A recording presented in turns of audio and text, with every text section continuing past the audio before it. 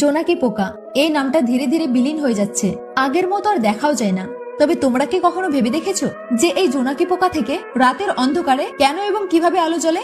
আসলে এই জোনাকি পোকার শরীরে লুসিফেরাস নামক একটি এনজাইম এবং লুসিফেরেন নামক এক ধরনের রাসায়নিক পদার্থ পাওয়া যায়। তো যখন এই পদার্থ অক্সিজেন, অ্যাডিনোসাইন ট্রাইফসফেট আর ম্যাগনেসিয়ামের সাথে রিঅ্যাক্ট করে, তখন লুসিফেরাস এনজাইম এটাকে আলোতে পরিবর্তন করে দেয়। একে বলে বায়োলুমিনেসেন্স। তবে মজার বিষয় হলো এই আলো এক ফোঁটাও গরম হয় না, একদম ঠান্ডা আলো, চারিপাশটা কেমন শীতল হয়ে যায়। এছাড়াও জোনাকি পোকা এই আলো শরীরে তৈরি করে একে অপরের সাথে কথা বলতে, এবং এই আলোর দ্বারাই তারা একে অপরকে প্রপোজ করে। তবে কিছু কিছু জোনাকি পোকা শিকারীকে ফাঁসানোর জন্য এই আলোর ব্যবহার করে। আচ্ছা, মনে পড়ে তোমাদের সেই ছোটবেলার দিনগুলো যখন কারেন্ট ছিল না, রাতের অন্ধকারে কত জোনাকি পোকা দেখা যেত, আর আমরা সেগুলো ধরার চেষ্টা করতাম, আর একটা ধরতে পারলেই কত খুশি লাগতো, কত সুন্দর ছিল সেই মুহূর্তগুলো। কিন্তু আজ এই আলো ভরা পৃথিবীতে জোনাকিরা কেমন যেন বিলুপ্ত হয়ে যাচ্ছে। তো তোমরা লাস্ট কবে দেখেছিলে